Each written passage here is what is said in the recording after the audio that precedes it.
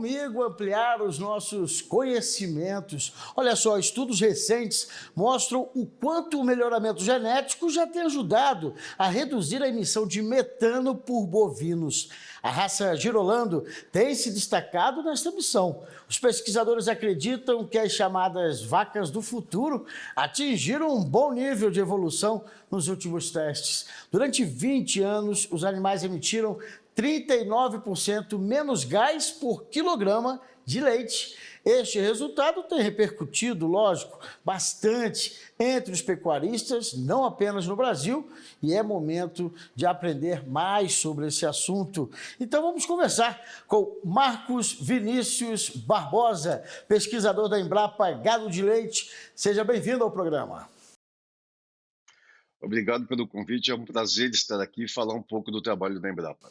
Satisfação é toda nossa, porque realmente é um assunto que tem despertado muita atenção de quem é pecuarista, de quem tem uma paixão por bovinos e quem gosta, de alguma certa forma, da pecuária brasileira, né? É porque mostra o quanto os nossos pesquisadores estão dedicados. É um trabalho que, por exemplo, 2 décadas, né? O pessoal ficou debruçado aí e está trazendo, então, pesquisas que estão revelando a evolução, realmente, dessa raça Girolando, né? E isso que acaba desmistificando um pouco essa ideia de que a pecuária tem grande culpa na emissão dos gases poluentes, né? Exatamente isso. É importante dizer que a vocação para o agro do nosso país, né, o torna hoje capaz de transferir material genético, né, em diversas naturezas, animal, vegetal, para grande parte do mundo. A gente já vem trabalhando, né, a Embrapa e a Girolando há mais de 20 anos no melhoramento da raça, e o que nós percebemos nos últimos 20 anos, como você mencionou, é que nós tivemos um aumento de 60% na produção de leite desse animal. Tá? Então, nós saímos de uma média de aproximadamente 3.000, 3.500 quilos para mais de 6.000 agora em 2023. E o importante é que esse animal, durante esse processo, ele não só se tornou mais produtivo, mas também mais responsável do ponto de vista ambiental, reduzindo a intensidade de emissão de gases do efeito estufa em cerca de 39%. Tá? Então, esse animal, ele realmente pode ser mencionado como uma vaca de leite do futuro. É isso, que bacana. E olha só, Marcos, também tem uma vantagem de que ele tem produzido mais leite, né? Essa raça Girolando, as vacas leiteiras, têm produzido mais, é isso mesmo? Exatamente. E o fato do Agidolando, né, ser uma raça originária do cruzamento de uma raça zebuína como o Gir e uma raça taurina como o holandês, o coloca num patamar bastante interessante, porque ela adquiriu características desejáveis dessas 2 raças. Então, a alta produção de leite, ela veio da raça holandesa, e alta resistência ao calor, aos carrapatos, aos vermes, ela veio do Gir leiteiro. E com o processo de melhoramento intenso, né, nós temos observado que esses animais têm respondido bastante bem para todas essas características. E é passível, né, de ser utilizado sob pastejo. Ou seja, produzimos um leite de baixo custo, aproveitando o pasto, né, e reduzindo bastante a necessidade de concentrado e de uma suplementação maior, né, e esse animal tem a capacidade de responder muito bem a esse tipo de alimentação, né, transformando o seu leite realmente mais barato e de grande quantidade de gordura e proteína. Marcos, para que um pecuarista pudesse, vamos dizer assim, dar início a uma produção sustentável como essa, seria necessário técnicas especiais, um pasto, vamos dizer assim, mais específico. O senhor acabou de falar da fácil adaptação e tudo, mas há uma técnica mais especializada para que se obtenha aí essa parte mais sustentável? O ideal, às vezes as pessoas elas relacionam a uso ou a implementação de tecnologias a alto custo, e isso não é necessariamente uma verdade, né. Você pode implementar várias tecnologias que já são, desenvolvidas pela Embrapa, pelas universidades e por outras entidades de pesquisa que são de baixo custo. Por exemplo, o pastejo rotacionado, né. Existem ainda gramíneas, que, são ou foram desenvolvidas exatamente para serem usadas em animais sob pastejo ou mesmo para a suplementação desses indivíduos. Eu posso dar 2 exemplos para você de um trabalho feito, pela Embrapa recentemente, no lançamento dos capins curumi, né, e capiaçu, que são 2 capins de uma enorme resposta para uma raça como a girolando. O capiaçu utilizado mais para silagem, né, para uma suplementação na época das secas, mas o curumi utilizado sob pastejo. Então, na verdade, se você simplesmente usar técnicas como um pastejo, ou a entrada do animal no momento adequado, a saída desse animal também no momento adequado, fertilização, calagem do solo e adubação, você certamente vai conseguir uma resposta muito boa e, ao mesmo tempo, né, conservar muito bem esse patrimônio que é o solo da sua propriedade. Marcos, também tem um detalhe, né, que a pesquisa mostrou, que é importante se garantir o bem-estar do animal, né? Ele sendo submetido talvez a um estresse térmico, né, um mau acondicionamento, tudo isso poderia levar a um resultado não esperado, né? Justamente ao contrário, né? Porque assim até a produção de leite seria inferior, né? Exatamente. O que a gente observou, né, é que esses animais que não têm esse conforto térmico ou que estão expostos a altas temperaturas ou condições de alta umidade, eles acabam tendo uma perda significativa na produção de leite durante a lactação, né. Nós observamos em várias composições raciais, como o meio-sangue, o 3/4, perdas de mais de 1.000 quilos de leite por lactação, simplesmente porque não são dadas as condições de conforto para esse animal durante a sua lactação. Nós chegamos até a observar em alguns animais a perda de mais de 2.000 quilos de leite por lactação, o que é uma perda muito grande. Tá? Então, toda a energia que esse indivíduo estaria utilizando para a produção de leite acaba sendo utilizada para dissipar o calor. Tá? Então, o criador acaba tendo uma perda muito grande, porque aquela vaca ela não está numa zona de conforto, né? E muitas vezes ele não consegue mensurar, mas esse trabalho a Embrapa mostrou para ele que, dadas as condições satisfatórias de ambientação do animal, da criação adequada, do bem-estar, ele consegue evitar a perda de grande parte do leite produzido durante a lactação da vaca. Marcos, parece que ele também, além de aumentar aí a produtividade, né, a raça Girolando, né, também demonstrou que tem, lógico, dadas as proporções e também os cuidados necessários, uma maior reprodução, né? É possível aumentar a reprodutividade desse animal, né? Sim, sim. Os dados que nós temos verificado, é que ao mesmo tempo que houve esse aumento da produção de leite e também essa redução da intensidade da emissão de gases do efeito estufa, nós observamos também uma redução da idade ao primeiro parto, uma redução do intervalo de parto, e muitas dessas vacas são utilizadas também como doadoras de embriões com uma resposta bastante grande. Isso permite a disseminação de um material genético de alta qualidade e é óbvio que se você tem ainda animais que são, vamos dizer, muito bem adaptados e com uma reprodução bastante boa, você deixa um número maior de descendentes, né? Você consegue um maior número de lactações durante a vida produtiva do animal e isso reflete de uma maneira muito positiva na economicidade do sistema de produção, né. O que você quer são vacas parindo todo ano com uma alta produção de leite. Se há alguma influência vamos dizer, negativa na reprodução do animal. Isso, obviamente, faz com que o animal não tenha partos regulares e só o aumento do intervalo de partos já causa uma perda muito grande no leite na vida desse indivíduo. Marcos, só para a gente também situar o telespectador, o melhoramento genético não é algo novo, né? Assim, no caso específico, né, do Girolando, ele foi uma junção, né, uma união de duas espécies, né? E isso ainda no finalzinho, talvez, da década de 90, né?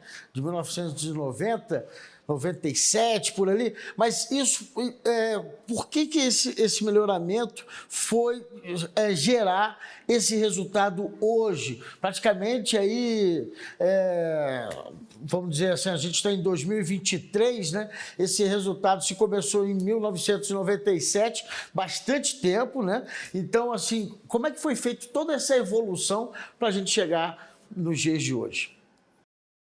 Bom, o Gidolando, na verdade, ele foi declarado como raça pelo Ministério da Agricultura em 1996 e um ano depois já começou então o nosso programa de melhoramento. Mas por que que esse animal ele despertou esse interesse para ser reconhecido como uma raça brasileira? Aparentemente, na década de 1940, 1950, houve alguns cruzamentos, vamos dizer, aleatórios entre vacas e touros das raças holandesa e gir leiteiro.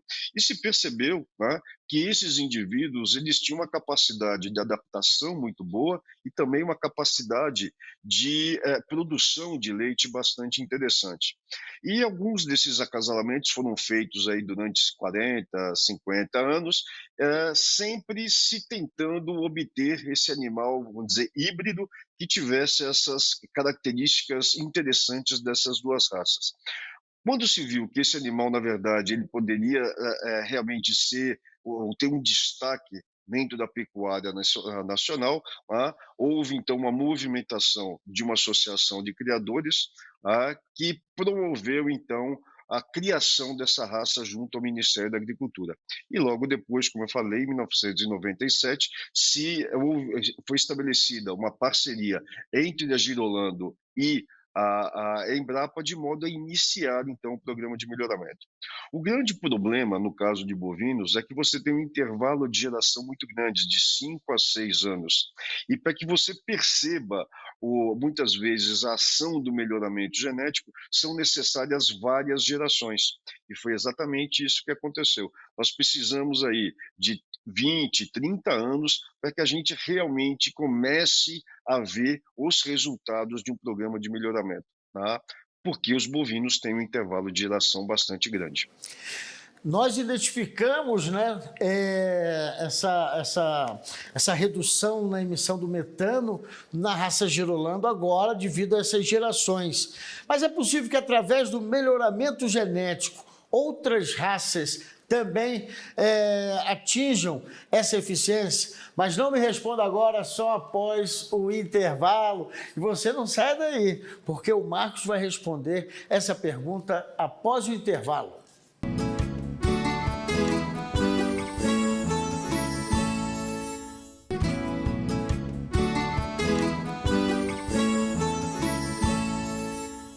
A pausa foi bem pequena, né? Ficou ansioso pela resposta do Marcos Vinícius, ele já está aqui, pronto para responder. E através desse melhoramento genético, é possível que outras raças venham a ganhar destaque também na redução de metano?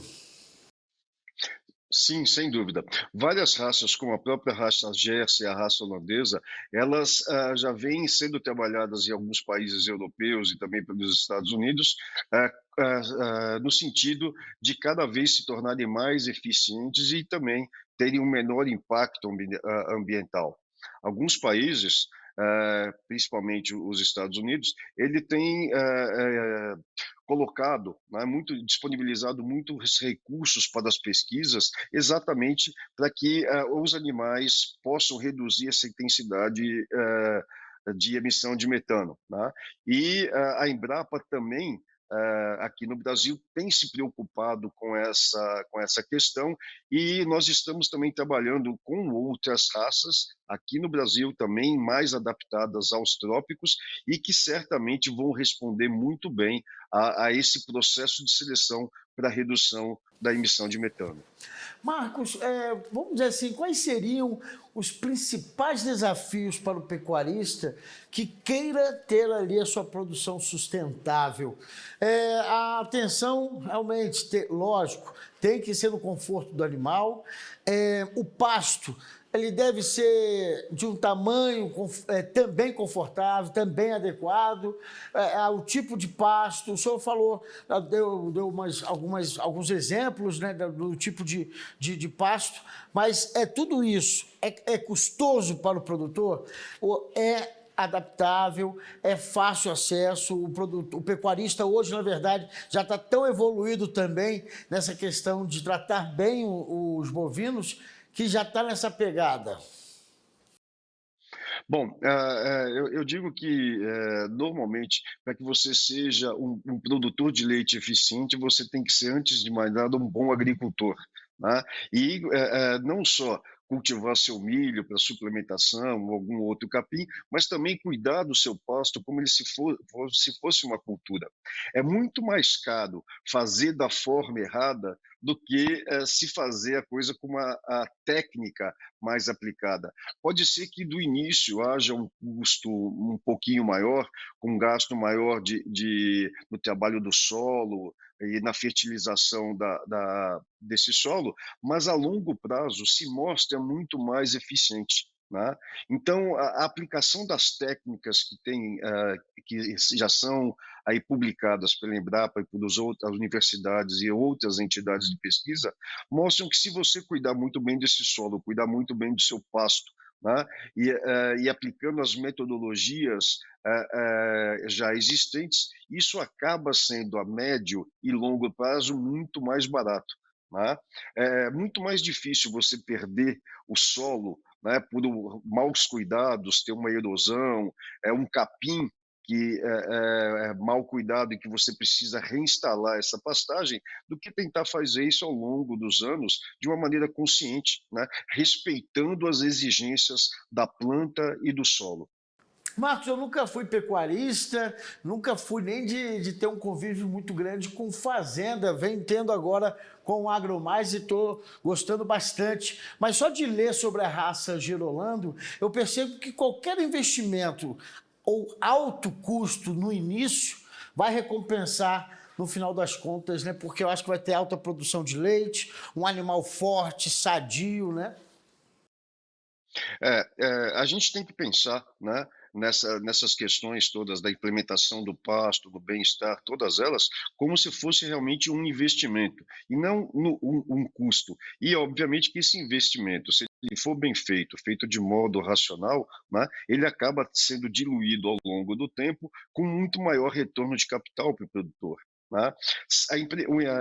O emprego de certas técnicas, né, pode aparecer de início um investimento muito alto, né, mas como eu disse, a resposta compensa e o retorno, que é exatamente o lucro, né, ele vai acabar aparecendo.